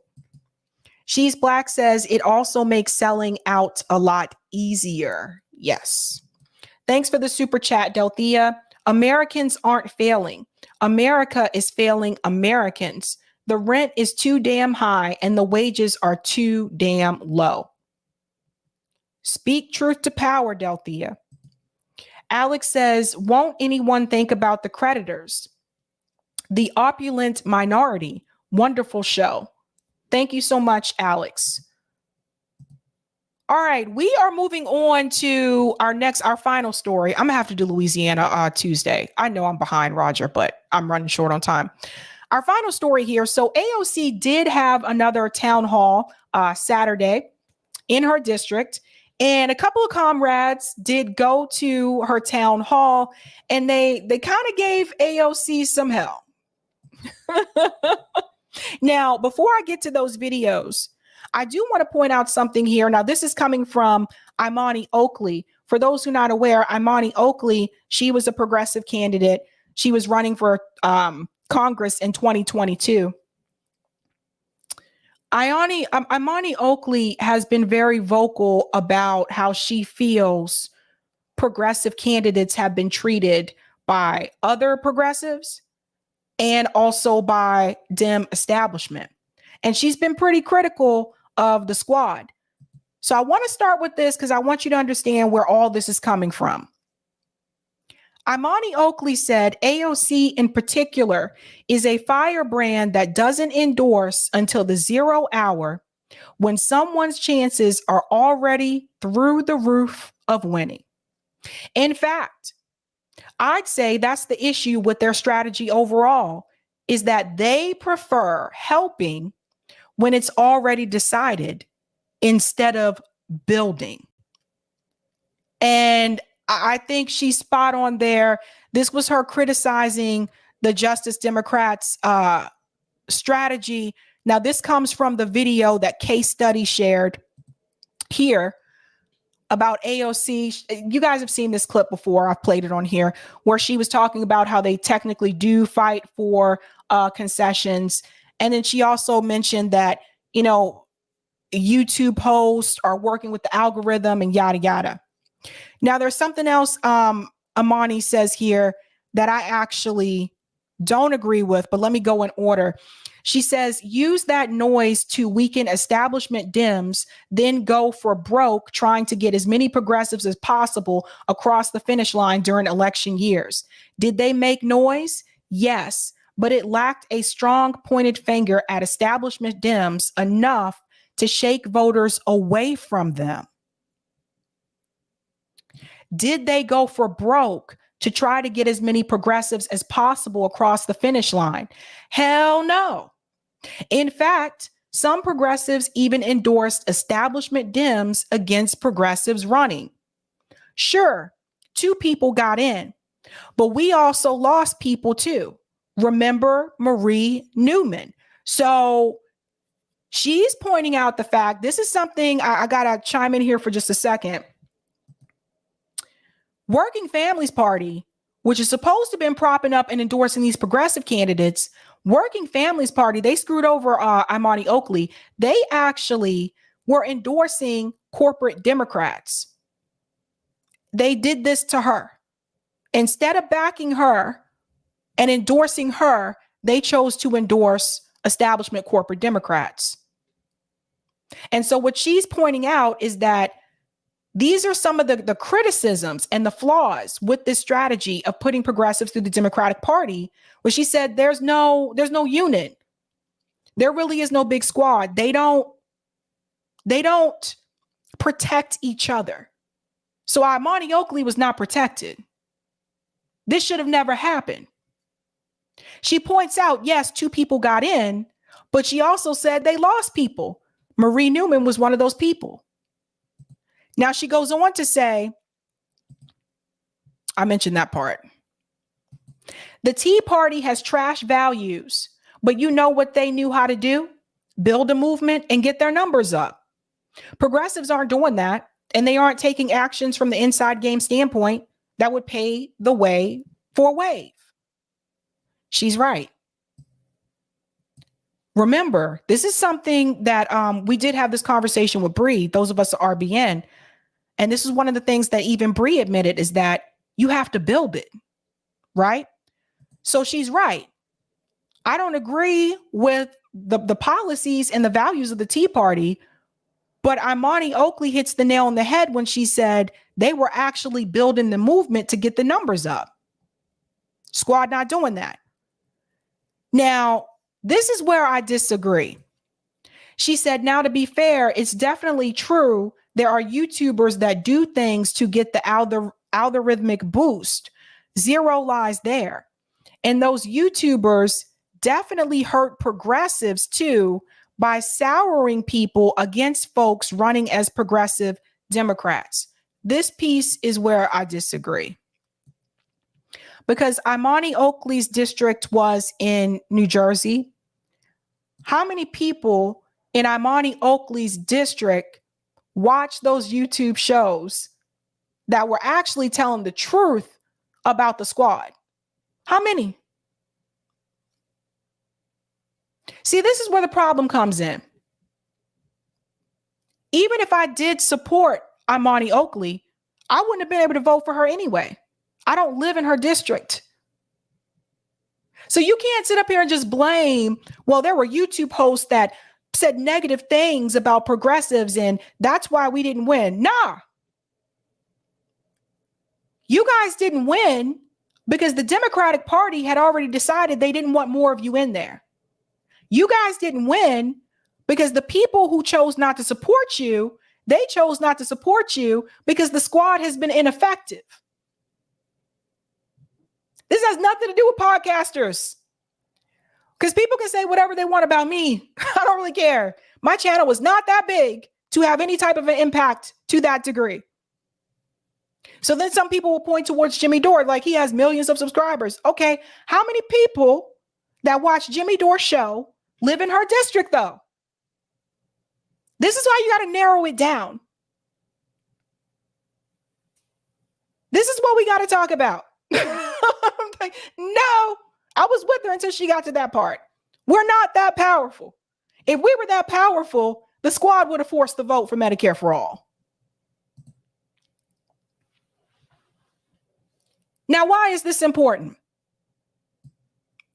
Because some of the things that she said, like I told you, I do agree with. But even though I disagree with that last part, she has been one of the people willing to speak out against AOC. One of the progressive candidates willing to speak out against AOC. And more people need to do so. And more people are starting to do so in person. Now, on Saturday, Lucy went to the town hall. I told you guys that town hall was happening. She went to the town hall with others, and Lucy had some things to say to AOC. Now, she gave this speech in Spanish, but luckily and thankfully, Jose translated this, or someone translated this. And she's doing the damn thing. But I'm going to play what she says. I want you to pay attention to what Lucy says. You're going to have to read the text at the bottom. And then we're going to talk about it. And I'm going to show you some other clips as well. But I want you to think about the fact, why is it significant that Lucy is giving this speech in Spanish? Think about that, and we'll answer that question after we play the clip. Listen to this. Años que no hacen una ley de amnistía. ¿Una qué? Una ley de amnistía, una ley de migración, hace 40 años. No, necesito hablar, necesito escucharme. Yo vine para hacer una pregunta. Señora, yo vine para hacer una pregunta. Hace 40 años que no hay una ley de amnistía en este país. ¿Ok? Todavía no hay una ley de amnistía en este país. Y el Partido Demócrata mandó $100 billones a nazis en Ucrania, que esta señora votó para eso. En este país necesitamos un tercer partido, al estilo de AMLO en México y Petro en Colombia y Boric en Chile. El Partido Demócrata no está haciendo nada por nosotros. Nosotros nos estamos registrando independiente, porque el Partido Demócrata no hace nada por nosotros. No, señora, no. Necesitamos registrarnos independientes. Yo voy a estar afuera registrando a la gente independiente. No, Why does she gotta leave? No, necesito hacer una She's pregunta. addressing her government for redress of grievance. No. She's Now I want to pause here. We're going to go back. I'm going to break down what she's saying here, because that's actually Roger Meadows that you hear in the background asking, why does she have to leave? Because what you have to understand when you attend these town halls, what they'll do, I've been to one of these before, not AOC's, but another one. What they'll do is they'll say, any questions that you have for the Congress member or whatever politician town hall you're going to, Write your questions down and hand them over. And then those are the questions that the politician is going to answer. They don't get through all of them, obviously. But the reason why they ask you to do that is to protect the politician, because the politician can ignore controversial questions. So that's what they want you to do. Write your question down, and then AOC will be able to answer the question. But here's the other problem. Lucy, one of the things she pointed out was the money going to Ukraine. If Lucy would have written that question down, was AOC going to ask that question? No. That's why you have to do what she did and stand up and do it that way. Notice, I think out of all the videos I've seen where people have challenged AOC, I think this is one of the most civil ones. They still told Lucy she got to go. Now, why is it important that she spoke to her in Spanish? You have to understand AOC's district. A lot of the people in the district speak Spanish. Some of them only speak Spanish. 2, this is Lucy letting AOC know, guess what? Yeah, we right here. I'm speaking Spanish to you. I'm speaking your language to you. We may not be from the same country. I think AOC said she's Puerto Rican. Lucy's from family's from Argentina. We may not be from the same country, so to speak, but I'm going to speak your language and speak it back to you to let you know I am from this community. I'm one of the people that helped you. Lucy, if I remember correctly, canvassed for AOC. So should that let you know? Should let you know I'm not no imposter. I'm not no poser. I'm from the community and I'm speaking your language to you. Now let's go through it. I'm going to show you what she said.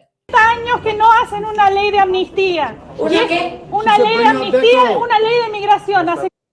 So she's saying an amnesty law, it's been 40 years. 40 años. No, necesito hablar. Necesito escucharme. Yo vine. No, I need to talk. I need to be heard. I came all this way to ask a question. So that's what she's telling the gentleman next to her. So let's go on. Yo vine para hacer una pregunta. Señora, yo vine para hacer una pregunta. Hace 40 años que no hay una ley de amnistía. It's been 40 years since the last amnesty law in this country. En este país. ¿Ok? Todavía no hay una ley de amnistía en este país. Y el Partido Demócrata mandó 100 billones. Yet, the Democratic Party sends hundreds of billions to Nazis. See? Watch this. De dólares a nazis en Ucrania que esta señora votó. This is where she calls her out. That this woman voted to send money to. Para eso. En este país necesitamos un tercer. We need a third party in the style of AMLO. Partido al estilo de AMLO en México y Petro en Colombia y Boric en Chile. That's what they have in those countries. So that's what Lucy is referring to. El Partido Demócrata no está haciendo nada. The Democratic Party does nothing for us. Por nosotros. Nosotros nos estamos registrando. This is the part. Now, this is the piece that she said here that I think is when they're like, okay, we got to get her out of here. She said, I am registering people for an independent party. I will be outside. See, when she starts saying that, they're like, oh no, you got to go. We got to get you out of here. See, this is not just showing up at the town hall just to be heard. Lucy showed up to be heard, but also Lucy had an action planned after the fact. I'm here to say this to you, AOC, and at the same time to the rest of you guys, if y'all ready to leave this damn party, I got applications right here to register you, to sign you up as independent. I'll be outside. Catch me outside. That's what Lucy said basically. Independiente, porque el Partido Demócrata no hace nada por nosotros. No, señora, no. Necesitamos registrar. So that's AOC jumping in saying, I'm sorry. See, notice she didn't say anything until she said, I'm going to be registering people to become independents. Then AOC tried to chime in like, yeah. No independientes. Yo voy a estar afuera. Yo voy a estar afuera registrando. Lucy said, no, lady, no. I will be registering people as independents. I will be outside. See, notice they didn't even stop her after she said something about the billions going to Ukraine. They tried to stop her after she said she's going to register people as independents. La gente independiente. Thank you. Why does she gotta leave? So that's Roger Meadows in the background asking, why does she have to leave? She's addressing her government for redress of grievance. There are many ways to address that. No. We're gonna go. She's There's many ways to address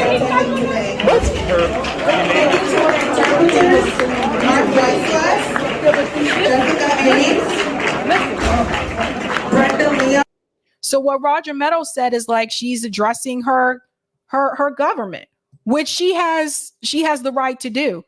The guy was like, there are many ways to do that.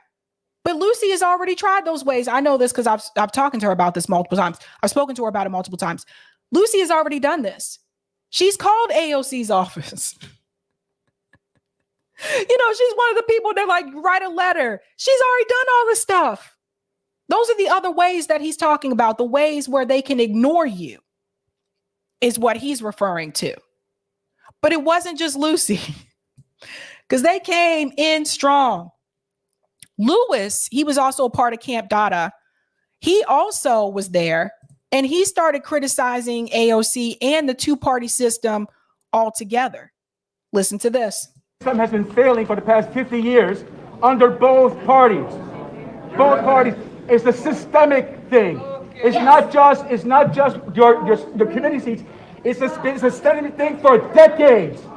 For decades. What are we doing about that? Because it's people of color, it's black people, it's poor people who aren't. But they don't care about it, that it's people of color, it's black people, it's poor people, Lewis. You know why? See, they only care about that when they're trying to get elected. Notice he's pointing out who's being affected. Now, AOC prouds herself on being, I'm a woman of color. And think of all the things that I go through and the things that people say to me. But when one of your own constituents is telling you what is happening to people of color in that community and you're ignoring them, I call bullshit on you, because that says a lot about you. What that says about you is that it was never really about the people of color for you. It was about you using that as an opportunity to get people to come out and elect you. And those same people that canvassed for you and came out and voted for you are the same people that you ignore today. And Lucy is one of those people. Able to go to school because nobody's fighting for people to have an education. Well, you excuse me. There's a lot of line going on. You excuse me. Give me a minute, but there's a lot of people. But they only put the people in the line that have the questions that she actually wants to answer. Kamala Harris did the same thing, by the way, when she came to New Hampshire. They already have the questions are already chosen. So anything that she don't want to answer, she's not going to answer. There's a long line of people waiting. Excuse me for having an opinion against what's going on. It's the BS.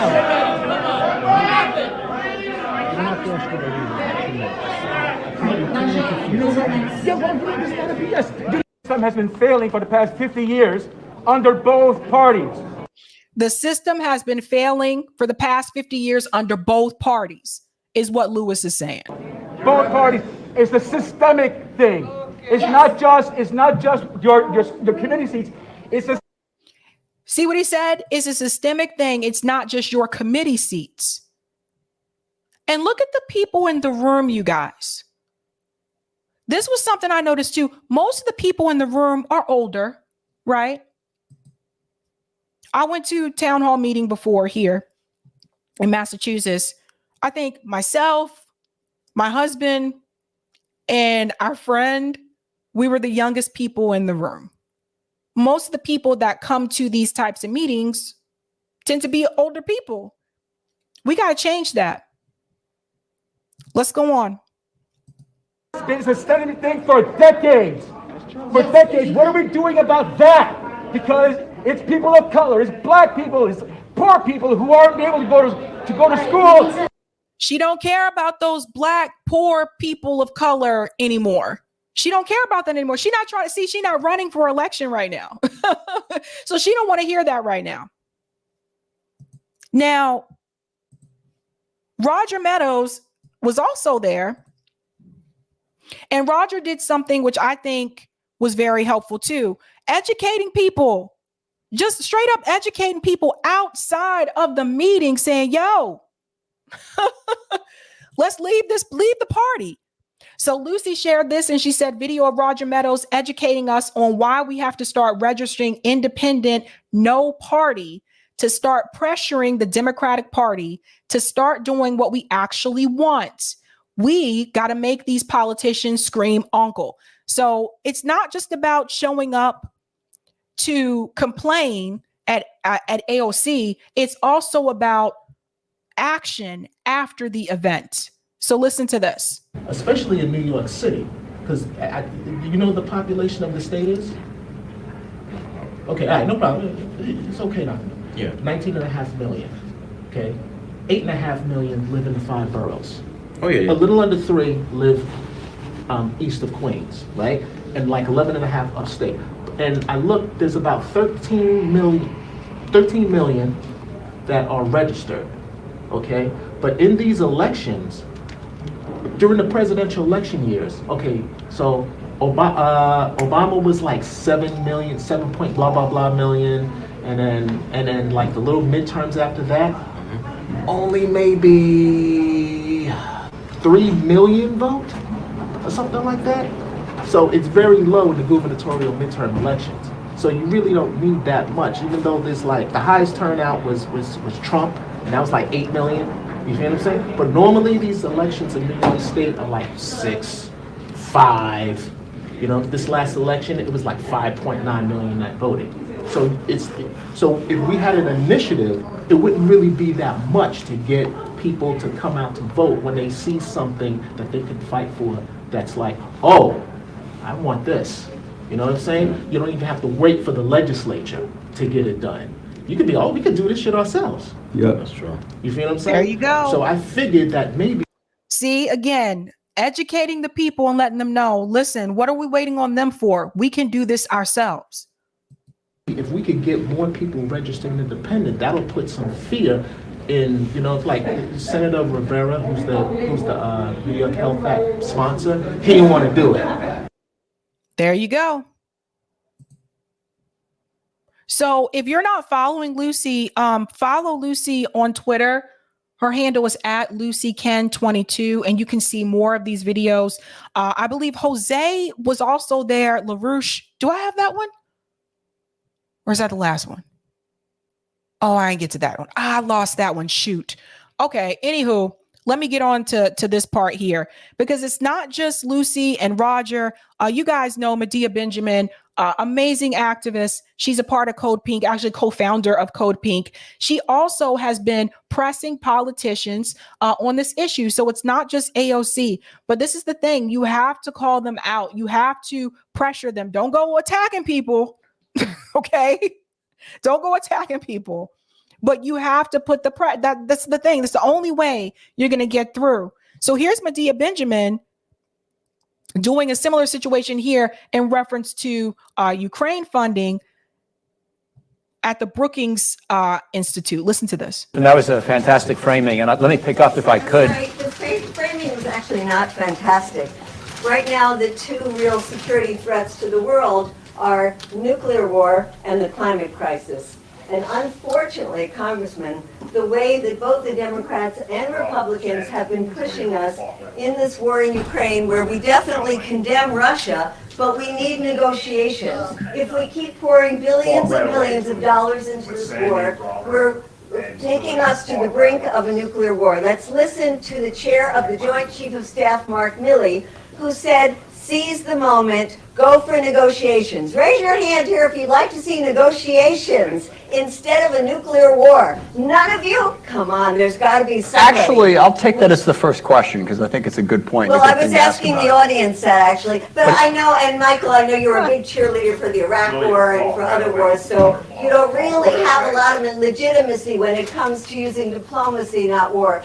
But and you have to ask yourself who's in the audience too. That's something to keep in mind. Why aren't they raising their hands? What are they afraid of? You know, I mean, let's be real. We're not in that audience, right? I think let's just put it in the context. So you don't want to hear any sort of discussion? You just want to talk? I just want to end my point here, which is to say that it's a shame that 30 Democrats who signed a letter to Biden calling for negotiations were so pilloried by people like you in the Democratic Party. I didn't pillory them at all. They withdrew their letter after 24 hours. The Democrats have to get back on board of calling for negotiations and not leave that to the extreme right of the Republican Party like Marjorie Taylor Greene. They shouldn't be the ones with the rational voice in all of this calling. Because it sends the impression that the Republicans are for the working class, that the Republicans, you know, are anti-war. It sends that impression. And this is something that Shama Sawant mentioned also when she was on recently. So that's the danger, you know, of that. It gives that impression to people. For negotiations. Democrats have to step forward, have to put the pressure on the Biden administration and say we need negotiations, not more war. The real security, real national security is addressing the climate crisis, getting people housed, and not focusing on weapons. We have $880 billion. First of all, why are they manhandling that woman like that? Do you see this? By the way, the woman in the middle, she didn't budge 1 inch, really. Did you guys notice that? She didn't budge like 1 inch. Oh, we're going to war. We need our social services. Well, actually, I think it's worth having that discussion. And I will say that I met with the chairman of the Joint Chiefs of Staff this morning. And yeah, it's worth having the discussion now that they've been escorted away from the room. But when they were in there, you didn't want to talk about it. Give me a break. Give me a break. I told you guys, all these people were bought and paid for, man. They're jokes, freaking jokes. Now, when we talk about the funding going to Ukraine, a lot of people, you know, a lot of people living about it, complaining about it.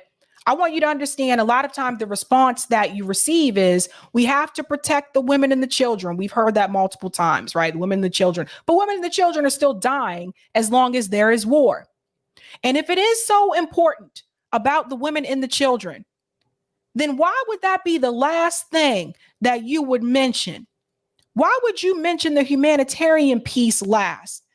That's exactly what Roberta did. Now, Roberta, she's the EP president. So listen to this. She's the president of the European Parliament. Listen to what Roberta says in reference to helping people in Ukraine.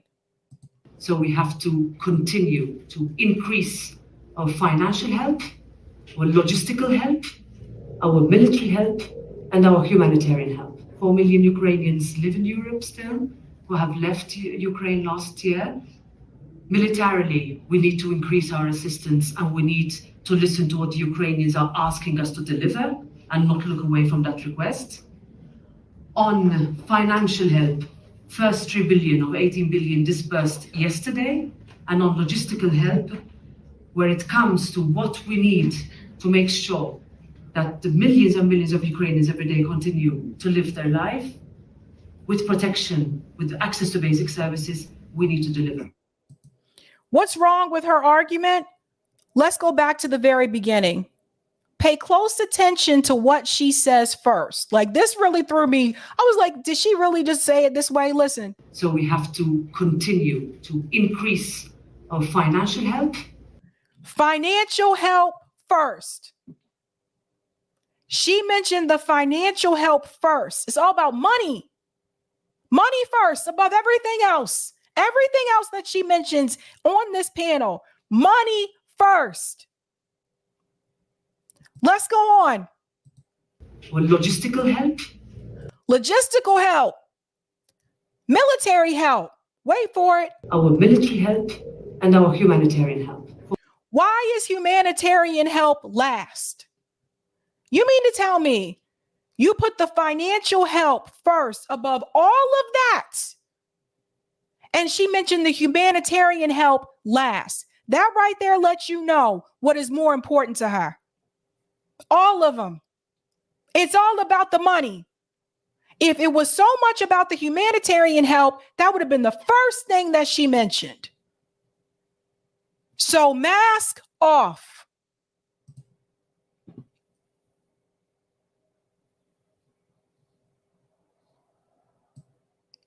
Guys, there's so many other things I wish I could say, but I can't say it on here. If you want to know how I really feel about this, like if you really want to know how I feel about this, there's so many other things. That would have to be a Rockfin only moment. I'd have to do that only on Rockfin. There's so many other things I want to say. And I am way over time. Before you head out, don't forget to smash that like button. Is there anything else on Rockfin, Eric? If so, let's go ahead and do that. Thanks so much for the tip, Roger. Lucy called that guy the face mask police. LOL. Sab, most of these people there were an older crowd asking about district issues. They didn't get it, but every 20 and 30-year-old got it. When we talked to them afterwards, even when we walked downstairs, I asked elders from our community, Sab, if they'd like to register Indy. They weren't having it.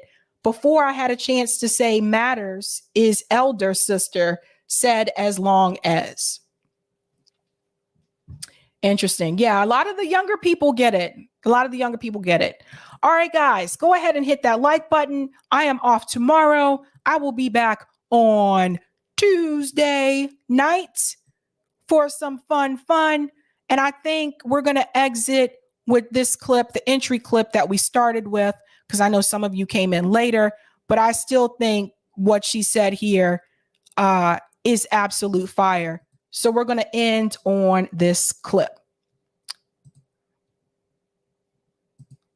I forgot those, Eric. I'm sorry. Thank you for the super chat, Susan. Looking for a scapegoat. That's true.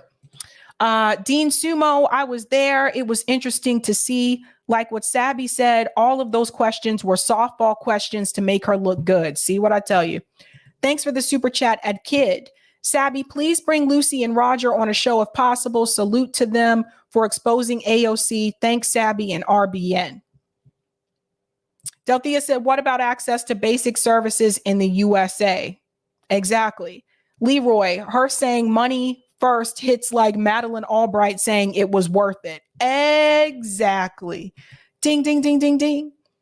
And thanks for this tip as well, Roger. Before you had a chance to say matters is elder sister said, as long as after taking off her mask, the only thing that matters is that you vote. It reminded me of the Good Times episode when they took the white Jesus off the wall and put the black one on and came across so much luck. When what you believe is based on a lie, then only bad will come. Thank you so much for that. All right, guys, hit that like button on the way out if you have not had a chance to do so. We are rolling out. I'll see you Tuesday night. Big guest this week. Claire Daly will be here, and so will Glenn Greenwald. I'll keep you posted about those. Those are at different times than my usual time. But other than that, have a good night and keep up the fight.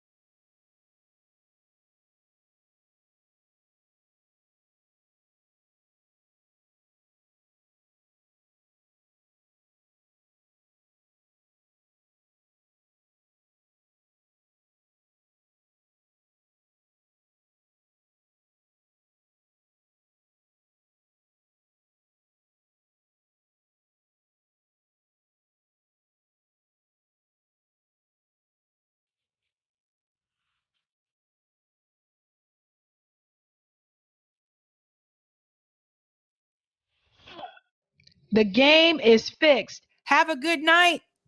Keep up the fight.